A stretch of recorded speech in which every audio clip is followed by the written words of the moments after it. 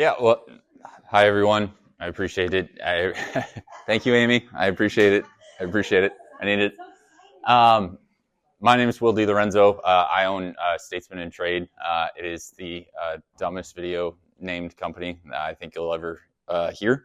But I do a ton of work with the Charlotte Sports Foundation. I kind of handle pretty much all of their creative media. I work really close with Amy, who's in the back of the room, who you guys might be lucky enough to meet here in a little bit. And we kind of tag team social media. But I kind of focus more on the branding sideline of the business. So working a lot with logos and basketball court designs and a lot of very cool things. I'm here to talk to you today about videography, which is actually kind of my bread and butter. That's where I started out in the industry, and it's kind of gotten me to where I am now. Easiest place to start at the beginning. I went to Valdosta State University. Kind of opposite of David. I always knew I wanted to be in the creative media space. I always knew I wanted to be in communications. I grew up very much wanting to be a sports center anchor. I know when David and I were growing up, Sports Center was kind of the be-all to end-all. I would turn it on Saturday mornings, and I would watch pretty much the same episode from 8 a.m. to 12 p.m. when college football started, before I started realizing what college game day was. And it was something that I was incredibly passionate about. I knew from pretty much 7th grade on that I wanted to be on ESPN, and that's what I wanted to do. So I went to Valdosta State University, which is in South Georgia. It is one of the premier media schools in Georgia. David mentioned something earlier about one of his friends that worked at App State. My original goal was to go to Georgia. I'm a huge Bulldogs fan, and Georgia is probably one of the top journalism schools in the country. But even in high school, I kind of noticed that journalism and that brand of media was kind of adapting and turning into what we kind of see today, which is a lot of social media focused stuff. So I knew I wanted to get a camera in my hand, and I wanted to get a camera in my hand as soon as possible. And having had conversations with people that were in the program at the University of Georgia, they didn't really get to touch equipment until closer to their junior or senior year. Where at Valdosta State, we got to touch equipment at day one when we walked inside. So that made my decision really easy for me. I spent 4 years down there. It was so much fun. I got to work with a lot of very creative and lovely people.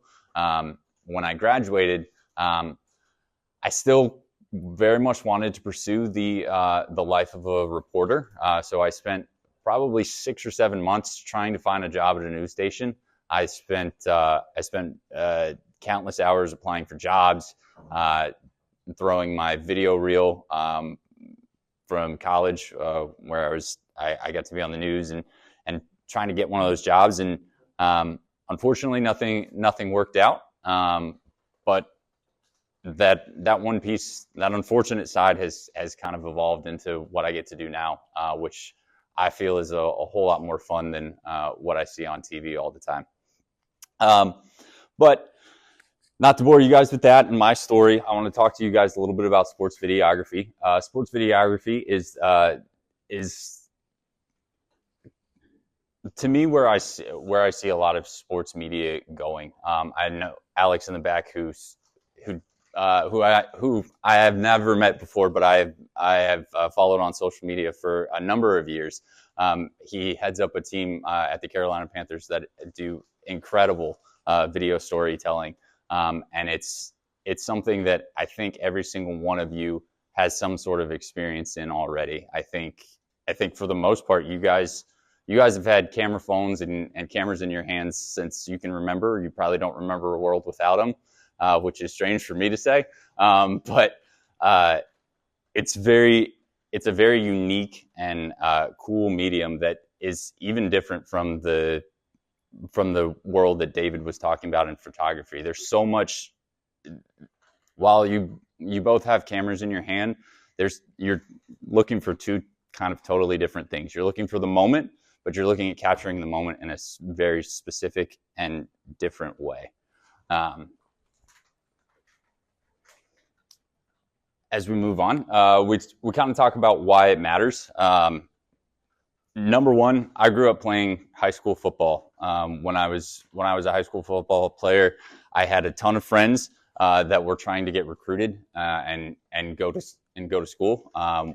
We had a very, very small video team. We had one kid that we picked out of school who had a video camera, and he sat at the top of the stands and videotaped the whole game for us. And we all got access to that content afterwards, and we had to chop up and put together our highlight reel, our own highlight reels, and send them out to 1,000 different coaches. Today, you have 7 different services that they can offer you as an individual the opportunity to cut your own film and put it together. A lot of those are paid for. You guys have a very unique opportunity because you guys go to school with these athletes. You have classes with them. You probably have relationships with them from a very young age. So you can develop content for them and allow them to rise through the ranks while also helping you. Because everyone's looking for the next big thing, and everyone's trying to build their own portfolio. I know from I'm a level with you guys. I don't do a ton of videography anymore. It hasn't been something that I've done from a hands-on perspective in a while. My first job out of college was working for the PGA Tour. I got hired to be a video content creator from day one. They put me in a room with Tiger Woods and told me that I had to shoot a piece of content with him, and I had basically the same reaction that I'm having right now, which is just a ton of stress. But it was one of the best moments in the world for me because I was able to calm my own self down and realize that the work is what matters.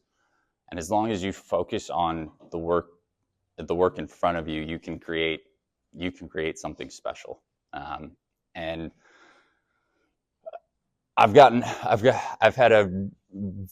very, very lucky to be able to create a life for myself and my family, and videography has kind of opened that window for me. Some of the skills you'll need. Starting at the beginning, the easiest thing for me was to be a storyteller. I've loved stories since I was 3 years old. I grew up a huge Star Wars nerd. I loved Star Trek. I loved watching sports, and I loved telling people about it. And for me, I always harken back to that whenever I have a piece of content that I need to develop. It's what allows me to continue to be passionate and find joy in the work that I do. To me, the easiest way to connect to someone is for them to tell you their story. And my passion has always been trying to figure out a way to connect people in the best way possible. And for me, videography lets you do that because you can tell a ton of great stories, and David does a great job. And I know 1,000 different photographers that can tell perfect stories by taking a single picture. To me, the evolution of that is videography. It's trying to live a moment that you weren't there for, and trying to show the community, your greater community, what it was like to be there, what it was like to miss out on something. I'm sure you guys have all heard your parents wax poetic about their lives growing up and all these great things that they've got to do. And honestly, it gets very boring. For me, when I was a kid, I was like, well, do you have a picture of it? Or can you show me? And they're like, no, we didn't have that growing up. We didn't have the ability. We just had a way to talk back and forth. I'm 30 years old. The camcorder was very popular when I was a small child. And so I would grow up watching videos of me and my sister opening Christmas presents, or my mom and dad videotaping one of our first sports games and things like that. And it unlocks so many different emotions in you to see not only yourself, but your parents at a different age. Videography allows you to not only capture a moment, but experience that moment. And that's the number one thing that I try to do when I'm working, is try to take this experience from my perspective and show it to the greater world. That puts a lot of pressure on you as a storyteller, but that's the kind of pressure that I enjoy, because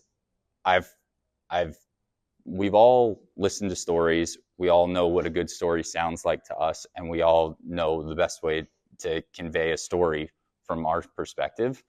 And for me, having the ability to take my perspective, show it to a large audience that wasn't able to see the things that I've been blessed enough to see, I think it's a great way to communicate. And for me, videography is that medium.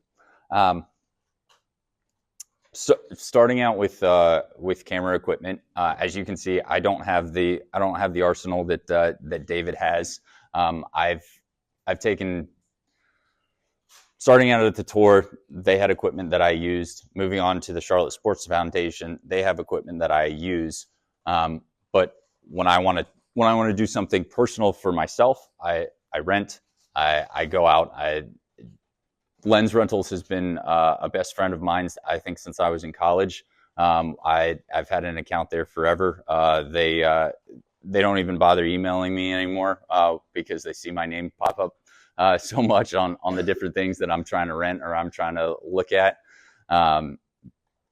I think it's a great avenue for you guys. I think it's a very important piece to moving forward, because the only way to improve your skills is to be able to use them. And for me and for you guys, I think that's getting a camera in your hands. I know a lot of you have personal cameras, and some of you might be able to work with school cameras and things like that. The number one thing is getting out there and just experimenting with it. Like David said, play with all the different settings on your camera. Figure out what all the different buttons do. Don't break your camera, but really investigate into it. I know Sage was talking about TikTok and being able to jump on there and get the exact settings you want for something. For me, that was YouTube. I learned all the skills that I have, pretty much all the skills that I have from YouTube as I was growing up. I pretty much segmented myself all in videography and journalism in college. And my first job out of college was working for the PGA Tour. On day one, I was asked to make a quote graphic. I had never opened Photoshop before. I didn't know where to pull photos from. I didn't know how to do any kind of graphic design, but I had to figure it out. Graphic design has become one of the number one things that I love to do, and it's honestly something that I do way more than photography, videography, or really anything other than working on expense reports at this point. So it's always, this industry is a great opportunity for you to continue learning, and you have to be passionate about knowing that you don't know everything, and no one you talk to knows everything. So always question what's happening around you. Always question what you're doing there and how you can improve yourself. And I think as long as you keep those skills at the top, everything else will fall in line. As long as you have the want or the know-how to push yourself to try to be the best that you can be, all those other skills will fall in line. Like I said, I didn't know how I didn't know how to do any kind of graphic design. I didn't even know how to open Photoshop on my computer, or that I had to download it. But I knew that I had this job and I wanted to be the best at this job, and I wanted to continue my career down that path. So I spent countless hours watching YouTube videos, or asking questions, or working with people in my greater surrounding area that knew what they were doing. And it's allowed me to kind of push myself to the point where I started my own business, and I can do not only graphic design, but I can do videography, and I can do photography, and I can do creative brand design all at the same time. And that's not a I'm starting to learn that that's not a trait that a lot of people have, and it makes me valuable to companies, and that in turn puts money in my pocket and allows me to create a great life for my family, which is my ultimate goal. So I think drive is the number one skill that you have to have, even above any kind of equipment or editing software or even connections. You have to have the drive, because without that, you're not going to make it to the next. You're not, if you're fine with complacency, you will end up dying in complacency, and that's not what anybody in this room wants to do. That's not what anybody in this room wants for you. So I understand that was a little bit of a tangent, but from a camera perspective, you guys all have cell phones. You guys all have the ability to shoot video. I would encourage you to do that even if you don't have a camera. If you do have a camera, get online, try to figure out the best settings that work for you. Create your own creative eye. Like David said, find inspiration from other people, and really work on creating what your brand is, because people love what other people are passionate about. And if you're passionate about your own brand and you're passionate about the content you create, you can create something that's incredibly unique. One of the videographers I love, that I honestly haven't kept up with as much as I should, is a guy named Sam Colder. He had a YouTube channel for the longest time, and he was doing crazy videos with all these really cool transitions and working with all these great companies. But he started in his basement with a camcorder that his parents gave to him when he was 7 years old. And he built it to the point where he's out in Dubai doing BMW commercials that only live on the internet, and has 1 billion followers on all the different social medias, because he worked on his craft and he developed something that was very uniquely him. And it's now been kind of pulled all these kind of like Zoom transitions, where you go from one building through a window into a whole new atmosphere. He kind of created that. He developed his own look and feel, and that's what got him the next opportunity. So really use your time, which is a luxury that not everybody has. Use your time to really develop who you are creatively, so that you can stand out when you do get your opportunity. The next biggest thing is organization. Might not seem like it right now, but I am organized to a T. I cannot operate if something is out of place. I have spreadsheets on top of spreadsheets for not only expenses, but shot sheets, to personal assignments, to when I need to take my dog outside for a walk. Organization, I'm not saying you need to be as crazy as I am when it comes to organization, but you need to have some kind of organizational system, because if you get hired by a client and they give you a specific set of deliverables, you have to know when those deliverables are happening, how to shoot those deliverables, how to deliver it to them, and how to showcase it on your own. Those are 4 different things that are incredibly important, and those 4 things have about 4 other things outside of them, and have about 4 other things outside of them, and before you know it, you've missed a shot because you weren't organized enough in the beginning. pre-production, production, post-production. Those are the three biggest words when it comes to creative jobs. And the biggest one, the one that you should spend the most time on, is pre-production.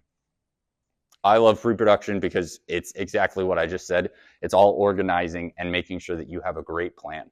Because if you have a great plan, when you get to that production, which is maybe a day, maybe less, maybe an hour, if something happens, you can pivot. You can pivot because you already have it in your head that this is happening at this time, this is happening at this time, but now we're moving this autograph signing above all of them when it was supposed to be in the middle of the day or later in the day.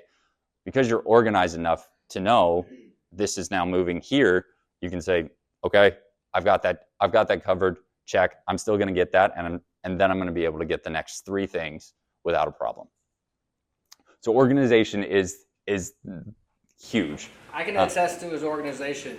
I'll show up to events and I'll get 3 pages worth of notes of exactly what time, what is happening, where it's going to be, how long it's going to take. I know everything. So people like him and his organization makes the creative side so much easier, for sure. I can't take a full credit for that.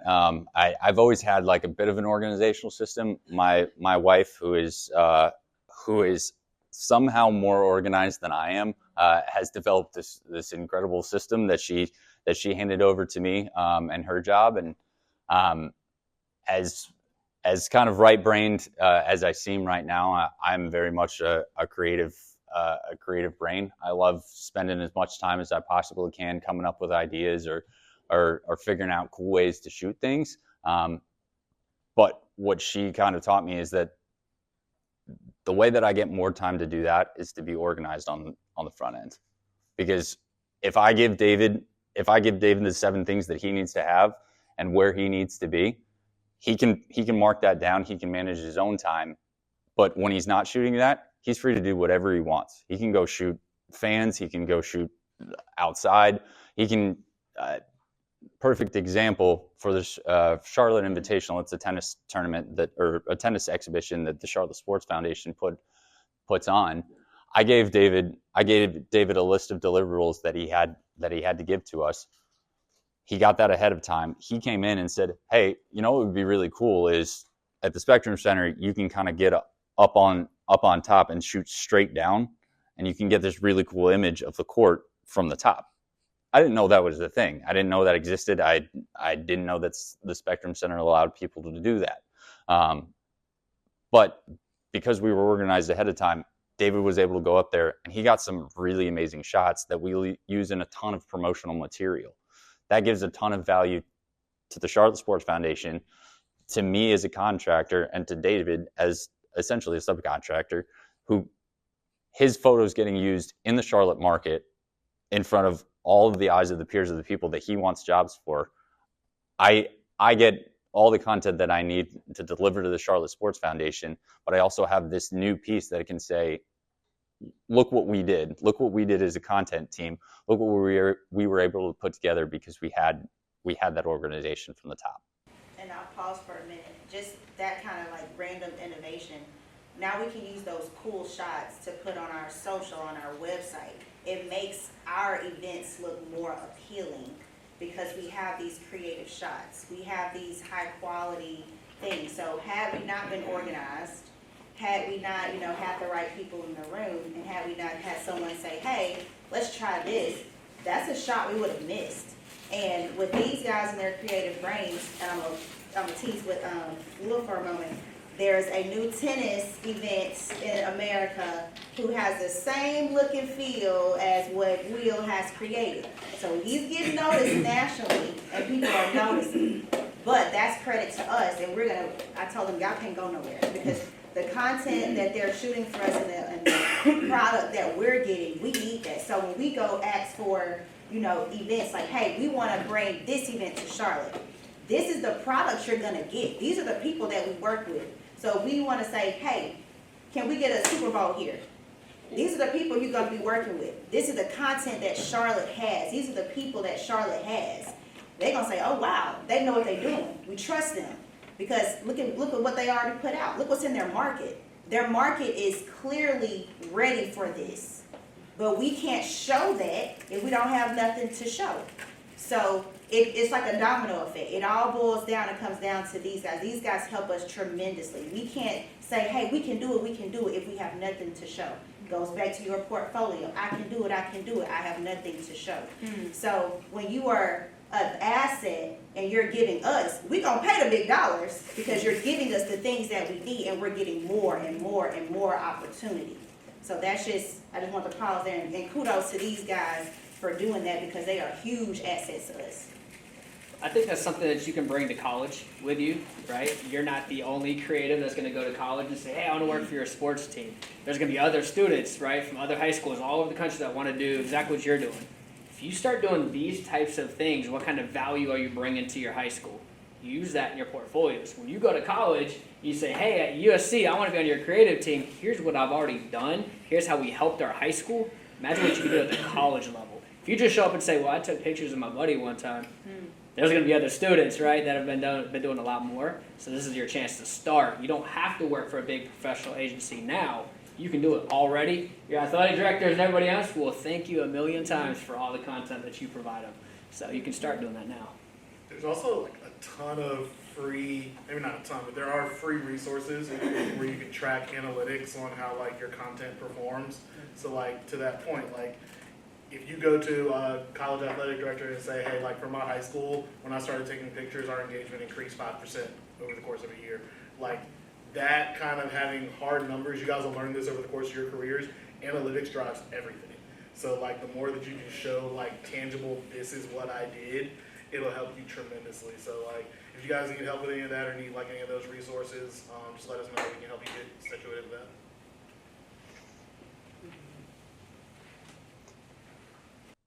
David talked a little bit about tools and gear to use. He's obviously got a great collection. I've already told you that I don't really have a large arsenal when it comes to that. I'm very hesitant to say go out, buy a camera immediately and start shooting on it. You guys all have cameras in your pockets, especially for videography. The iPhone is one of the incredible video cameras that we have. They've had movies that have shot on iPhones.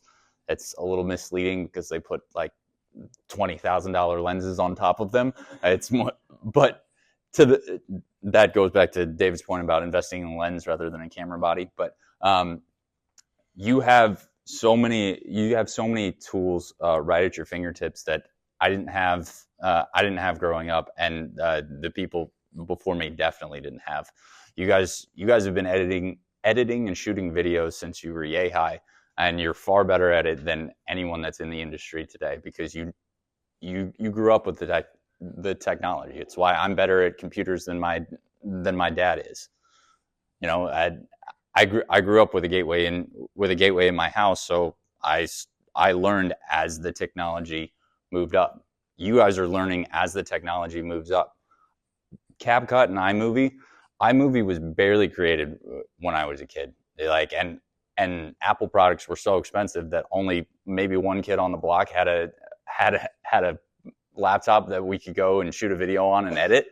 Let alone anyone that had a digital camera that had more than 7 minutes of shooting time. So I think that is where you guys can set yourself apart right now. You have a ton of technology right at your fingertips, and a lot of it is not free, but a lot of it is provided to you. You just have to have the drive to go out there and try to make something. I think from the top, CapCut, iMovie, I think Windows has its own editing software now. You guys have that piece right in front of you. It's just a matter of going in there and playing with it. As you kind of move up, that's where you move into the DSLRs, the mirrorless cameras. You can do Adobe and Final Cut Pro, all that kind of stuff. That's something that if you guys are super passionate about it, it's something to look into investing. It will cost you money. They have a lot of deals for students, but it's also something that, again, if you're really passionate about this and this is something you want to pursue, once you get to college, your college will more than likely have an Adobe subscription or some kind of equipment for you guys to use. But the more that you can try to get there on the front end and really have some integrations, even if it's just watching the videos and learning about equipment, I can't tell you how important that is. I never going into my freshman year at Valdosta State, I found out they were an avid media composer editor. I'm not sure how much you guys know about Avid Media Composer. It's not very popular as far as video editing goes now. I had to watch 100 different YouTube videos to figure out what Avid Media Composer is, so that I could go in my freshman year and not only get the camera out and shoot it, but come back and put something together. And I had a newsreel. I covered a Valdosta State football practice my freshman year. And I did a quick interview with one of the captains on the team, and it made it to student TV within 6 weeks of me being there. But that only happens because I went that extra mile to try to make sure that I could stand out. Standing out in this industry is hugely important. It's hugely important because, just as I said that you guys have all that technology in your pocket, so does your cousin who doesn't care about videography at all. And they can shoot the same video that you can shoot and put it up. And you know what? Amy can attest to this. We hired a videography crew for the Dukes Mayo Classic. We went out there. He shot some incredible high quality video, edited it, put it out. The 10-second video from a college student in the stands got 70 million more views than the fully edited video. That's just how it goes sometimes. So you have to stand out personally to make sure that your content can stand out to an organization, because for the most part, they're going to be the ones paying you.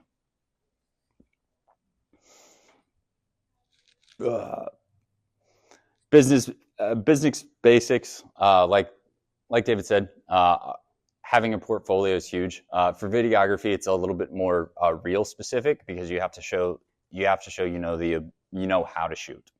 I'm not sure how in depth you guys have gotten with videography as far as camera settings and things goes, but everything David talked about earlier, the ISO, the f-stop, the aperture, all that kind of stuff, it's also important for videography. Settings are going to be a little bit different because you're capturing a moving image. Everything you're doing is going to have some kind of movement in it for the most part, whether you're moving or your subject's moving, or even the wind is moving. You're not limited to a single frame. You have to create a story over multiple frames. So that means your positioning is going to be is more than likely going to be different than David's. To David's point, he said we can all be in the same spot and all getting the same image. If David wanted to, David could stay in that spot the entire game and get so many different photos, and you would have no idea. If you're shooting a video and you stay in the exact same spot for the entire game, you're going to get one shot. You can zoom in and zoom out, but you're going to get one shot and you're going to miss so much. Video, you have to be constantly moving. Whether that's you physically or if it's just pans and tilts. You can tell so many creative stories with those slight tweaks and slight movements. Any movie you see, I'm trying to think of something. I'm trying to think of something off the top of my head. But let's say you're shooting a football game from the back end zone. There's a running back. The give is to the running back, and he hits the hole, and he kind of spins out. How many times is that running back going to stay in a straight line all the way to you? Maybe once in your life. Most of the time, they're gonna hit that hole, and they're gonna make 7 or 8 cuts, and they're gonna be moving constantly.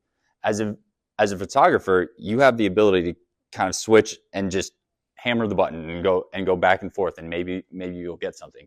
As a videographer, you have to figure out where that guy is, and not only do you have to keep him in frame while he's trying to make everyone else miss, he's basically trying to make you miss too. So you're going like this, but if you go like this too much, what's your footage going to look like? Your footage is going to look like this, and it's going to give people anxiety trying to watch it. So it's a very unique skill set to have the ability to use subtlety, and subtlety is something that I'm not going to say you don't need in photography, but the subtle movements and the ability to track and predict what's going to happen as a videographer is huge, especially when it comes to sports. That has nothing to do with business, but it's just something up there. Marketing yourself, which we always kind of covered. As a videographer, I know for me, like I said, growing up in high school, we had one guy that my buddy knew that had a video camera. We introduced him to our coach, and that's how we got our footage.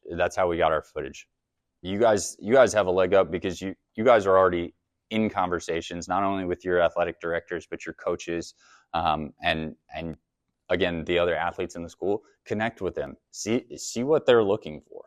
For the most part, nowadays, everybody wants some kind of content. To Alex's point earlier, going out and shooting practice, use that practice for you too, because some kid's gonna want this cool catch that he made at practice shown for everybody to see. Like in high school, we had a kid that made this crazy one-handed catch at practice, and he went into school and was telling everybody that he kind of went up with one hand over my other buddy, and my buddy was like, "That didn't happen," and how are you going to prove him wrong? You're not. But if you had a video camera there, you had the ability to show that. You could cut that, give it to them, and not only are you practicing, but it gives them content, and it builds a relationship with coaches. I will say video is slightly different than photo when it comes to practices and things like that, because coaches can be a little bit more hands-on, because at the end of the day, they have a job to do, just like you do. One of my second or third time going out to Valdosta State, I had an assignment to shoot practice. It was the week before, I think it was the week before the first round of the playoffs. In Division II college football. I was doing a news story for them. I was running late. I ran through the field house, got outside, sat down, popped my camera up, started video recording. I got about 5 seconds of footage before a coach came and grabbed me by my neck and basically threw me out of the practice, because he thought I was video recording for whatever the random team is that we were playing, the South Harmon Institute of something or other. But videography, you can capture so much of a moment, and not being okay. You can capture the moment, but you're also capturing everything that is going on. You're capturing sound. You're capturing people interacting. You're capturing the wind, you're capturing the time of day, you're capturing the weather. So many things are going into what you're shooting. You have to be cognizant of that, and you have to be cognizant of where this footage is going and how it's going to be used. So we kind of talked about etiquette, right? So just being mindful that if you're shooting practice, your coach is not going to want that footage to be shown, right? Because then the opposite team may have a leg up. So you need to make sure you're asking for permission, that you get the clearance that you need. And then if you are posting something, make sure it's posted after the game, or something like that. But you need to have that relationship with that coach or so to make sure that you're all on the same page of what you're capturing, what's going to be put out, and when it's going to be put out, so that you don't get in trouble and you can kind of keep that relationship. I'd also add that there's a difference between no and not right now. And I think in a practice setting, that's kind of critical. We deal with this very regularly at the Panthers, that we may capture something at practice, and it may be during a practice period where they're doing actual plays that they're prepping for an upcoming game. So yeah, we don't want to show that. they do the same variation of 10 to 15 drills at the beginning of practice every single day. So like us showing guys running through drills in the indie period, that's not necessarily sensitive information. Every NFL team does the same set of drills before practice. Every NFL team does warm-ups. So like we show guys doing warm-ups or hitting the bags or something like that, that's not sensitive information. So like I would encourage you guys as you like develop over the course of your career to understand the difference between someone saying no and not right now. And the longer you get into this, you'll be more comfortable asking that follow-up question. Where like, okay, if I can't do this, is there something else that you're more comfortable with? Good point. I will also say, following up to that, as an etiquette point, you're shooting this content, you want to post it because that's how you get jobs. Always check with the organization that you're shooting for. Always have constant contact with whoever your point of contact is there. For instance, for Miller, I do a ton of work for the Charlotte Sports Foundation. If I didn't have the ability to also use that content to showcase my work, I would more than likely not be able to get any jobs. But I also don't want to ruin that relationship with Miller by posting something that either they haven't had a chance to post or they didn't want posted. So always having that constant communication and figuring out exactly what the posting specifications are. Because for the most part, everyone understands as a freelancer that you're trying to get more jobs and you're trying to showcase your talent and your portfolio. So they're going to be understanding as long as you're upfront and honest with them beforehand. Like if you shoot a conversation if we were shooting a conversation with two coaches on the sidelines and some coaches are using inappropriate language or something like that, that's not a shot that we need to put in a recap video. I mean, maybe it's in slow motion and maybe you don't have any sound going on to it. That's one thing. But if it's regular speed, you're listening to every single word the coach is saying, and maybe he's getting onto a player or something like that. That's not something that the organization wants showcased. That's not something the team wants showcased, and it's not something that is going to benefit you showcasing it. Videography is not about gotcha. It's not about trying to show something that people shouldn't be seeing. It's about showing something that people didn't get to experience, and those are two different things. And I'll step in for a second. And Alex and Mike will probably cover this when they talk about content and strategy. You may think something is cool, but your AD may not think that. You know what I mean? There's sometimes meetings and strategy behind the scenes of, hey, this is the story we want to tell for our school this year. These are the goals that we want to hit. So with that, visually, that has to be aligned with those goals. You may not have been in that meeting. So you want to make sure that whatever that vision, that goals are set from the higher ups, that you're meeting that. So just because you think, oh, they're playing, they're having fun, and your AD may think that's not funny to me. So he doesn't want that out there.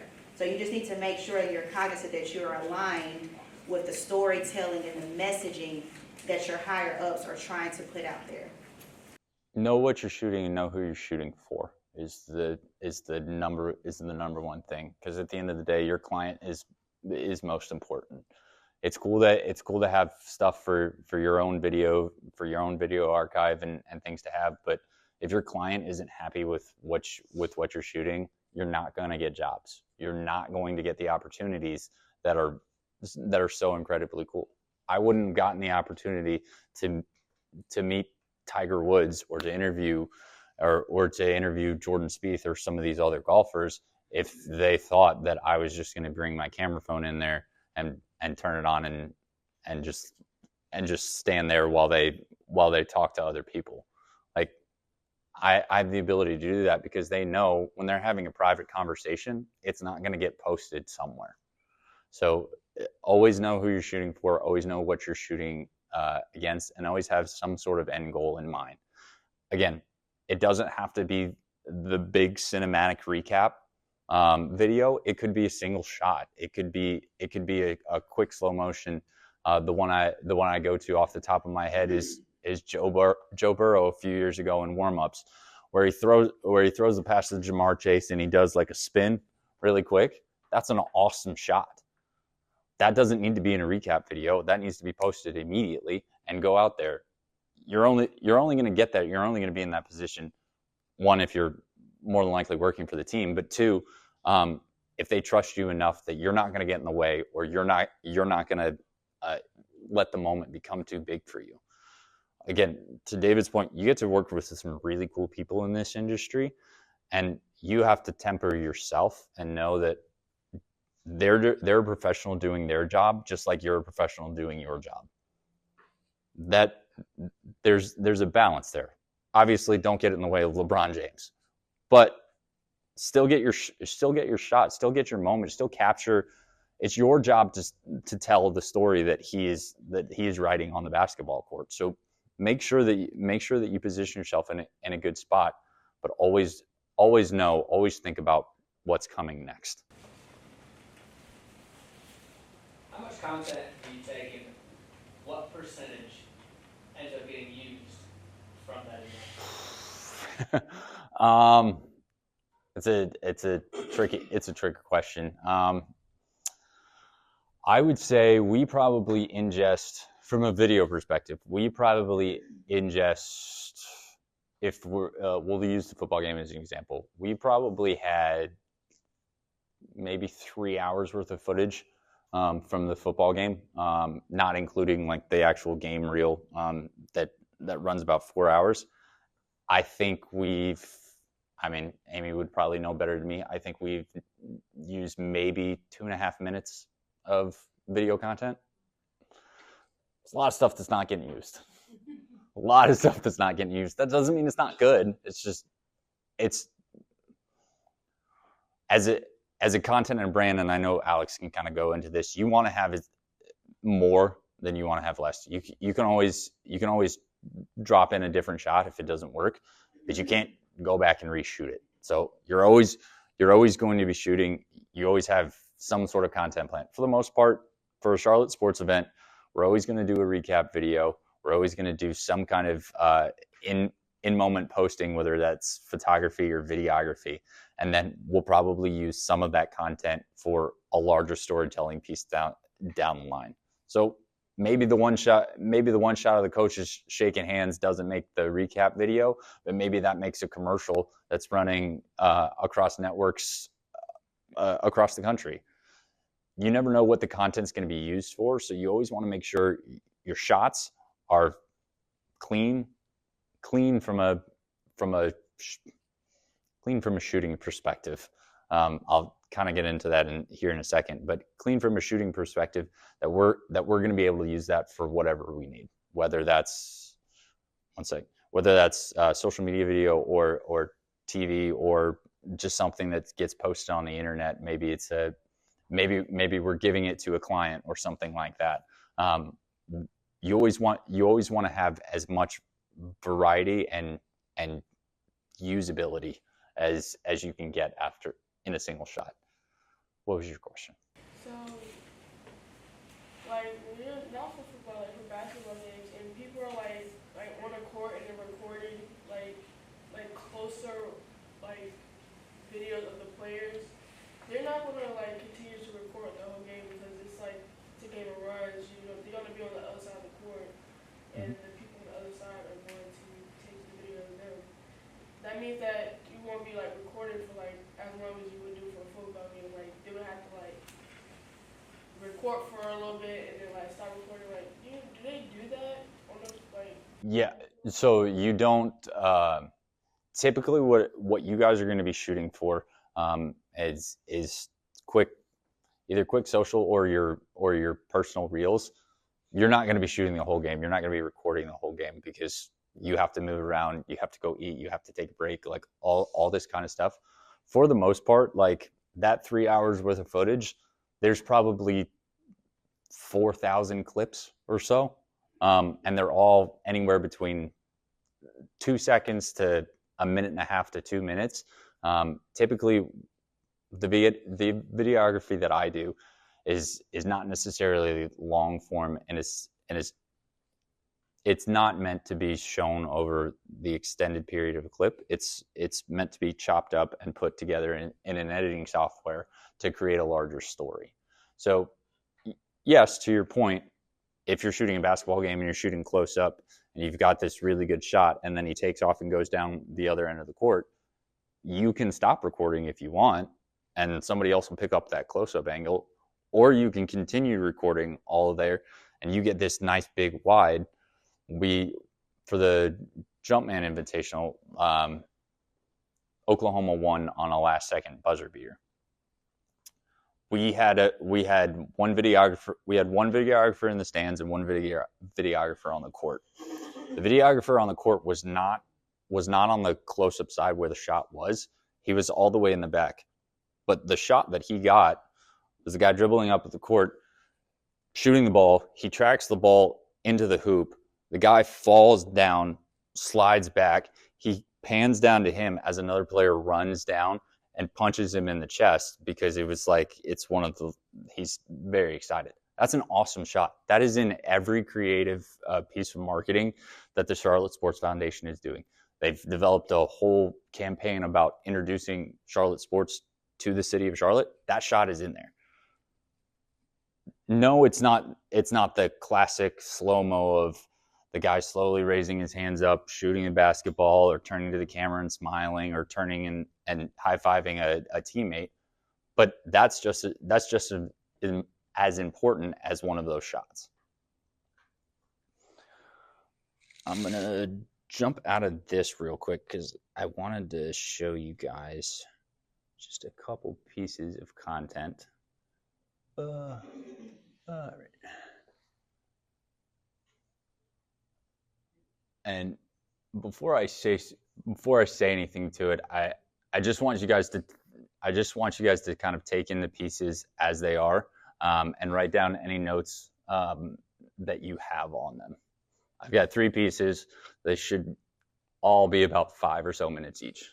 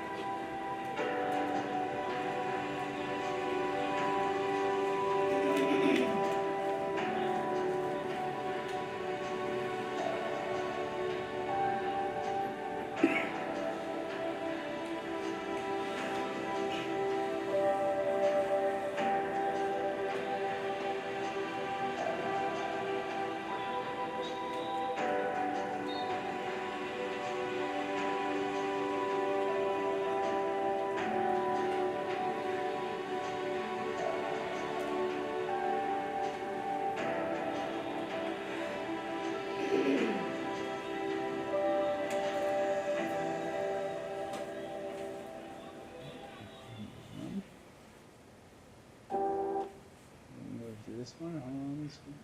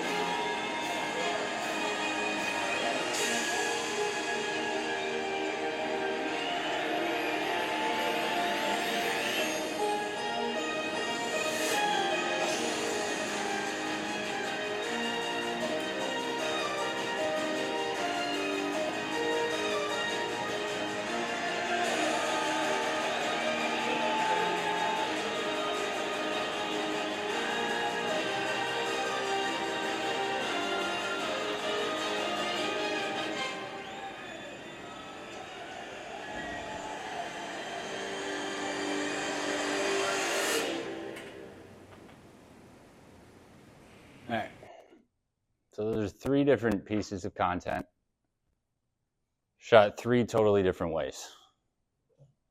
What are your instant reactions to each one? Let's start out with which one is your favorite. We'll go around the room. I think the first one was my favorite. Okay. The Duke's Mail one. Okay. The golf. Golf. The first one. Okay. The last one. Golf. First Okay. one. First one. Okay. What for the group that liked the first one? We're gonna start on the left side of the room. What did you like most about it? I thought everything was very like clean, soft, and put together. Okay. What else liked the first one? I like the emotion and like what was coming, like what it was making the audience feel from watching it. Cause I play basketball, so that's something I can like relate to and see happening in my future. Okay. Anybody else? Yeah, I'm also a big basketball mind, and I loved how the setup was like the outside of the stadium first, like everyone getting ready, and then there was tons of just showing the fan interaction, waving the towels. And Awesome. My second video, people. Who liked the second video? I like the Duke's Mail video because I feel like it was different from other videos. The other 2 videos, they were in landscape. They told a story, which they should, of course. But the second one, it's just different. I like things that are creative and they're different. They don't fit themselves into one limited description or role. So instead of trying to fit like the same like suspenseful music, the same vibe, it's in portrait mode, it's funny, and I like it. Okay. Who's my other second video person? Anybody else? It was funny. It's like, I like how you made like a dumb video, like high quality. I appreciate that. You made a dumb video in High quality. And to add on, I would say like the first one was my favorite. I thought the second one was the most creative, and I thought the third one, from my guess, would be that was the hardest to make. Was the third one. Yeah. Okay. And then finally, my third video, people. The guys that like golf. Okay. Okay. I think on what Aaron said, I thought it was like really attention grabbing because of the music choice and like the fast videos flashing at the beginning. Like compared to the first video with the basketball, like the music in the back was more like inspirational and inspiring. The music in the third video, it was like intense and. Yeah. I think I like what's your name again? Aaron. I like the word you used, cinematic. It felt like very real, like almost as if we were there, and it kind of makes me want to play golf. You should play golf, number one. It's a lot of fun. That's awesome. It's great creative feedback across the board. I wanted to show you guys kind of the different setups that we had. So if I had told you in the first video, how many cameras do you think shot that? 3? 3, 4? Okay. That was one camera on a tripod with one video shooter. The assignment there was to capture the atmosphere and capture the sights and sounds.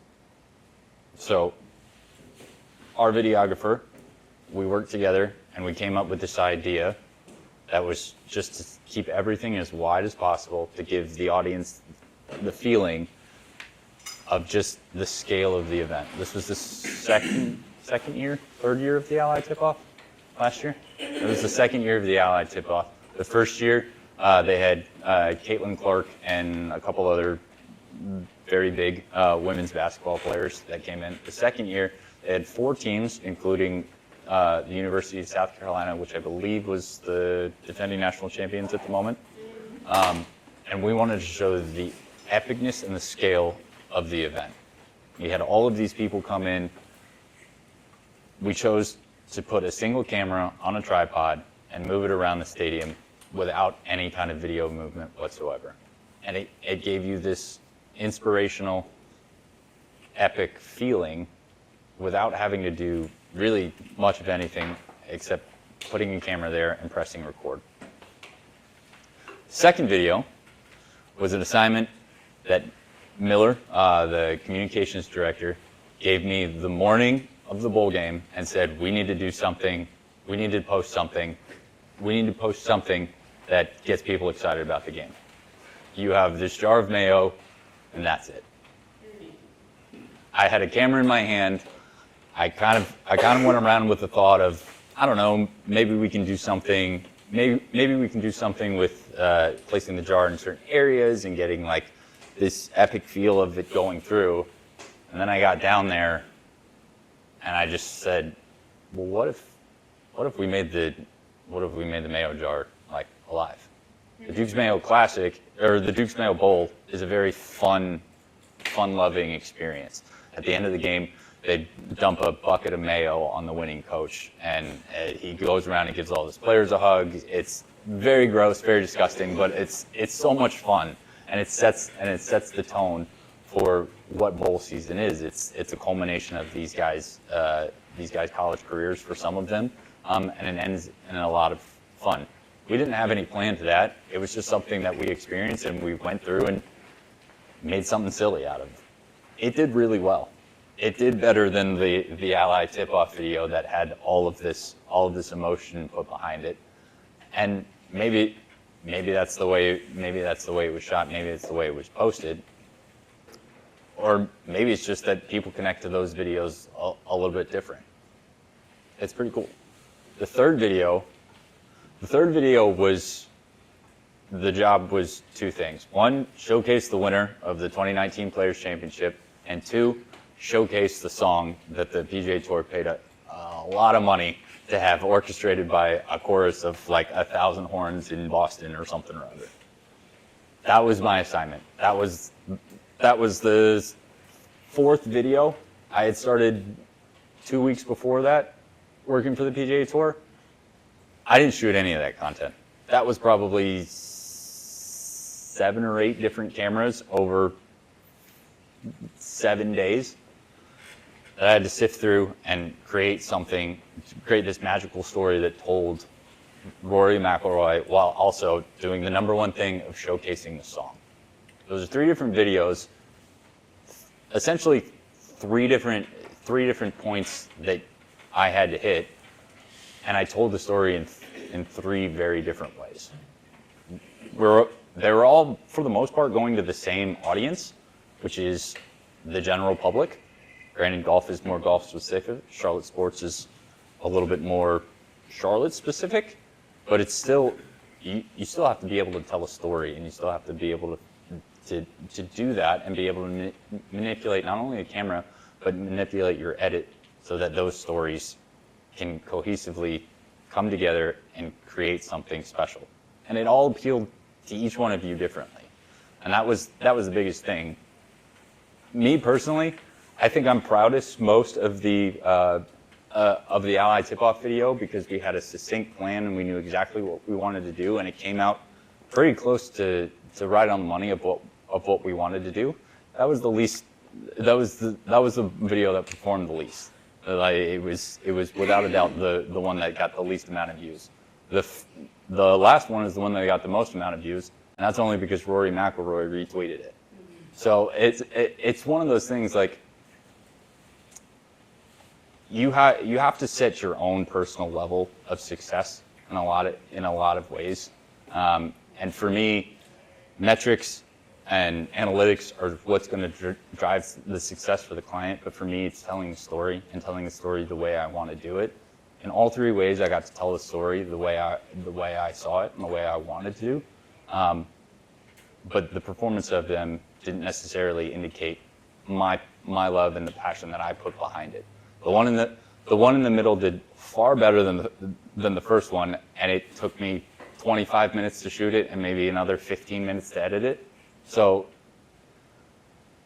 this job and these creative thoughts and things that you have you have to give yourself not only the ability to think about it, but the ability to fail, and fail in other people's eyes, but also succeed in your own.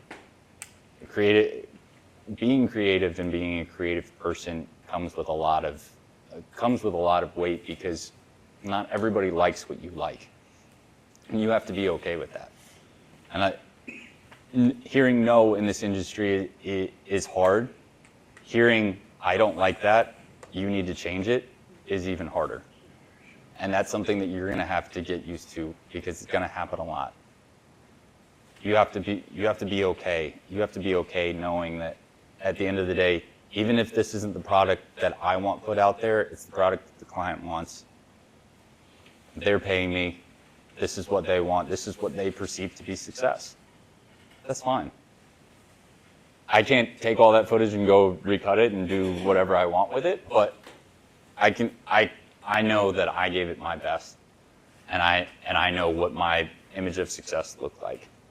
So just keep that in mind as you go throughout your careers. A lot of people are going to say, I don't like that. A lot of people are going to say, maybe that's dumb, or that's not the way to tell the story. Take that feedback in. If you feel strongly and feel passionately about something and you want to push back on it, know that even when you push back, sometimes it won't happen. But as long as you feel okay with the product that you can provide, and you feel like it is a high quality product, that's success. That's where your success lies. We're gonna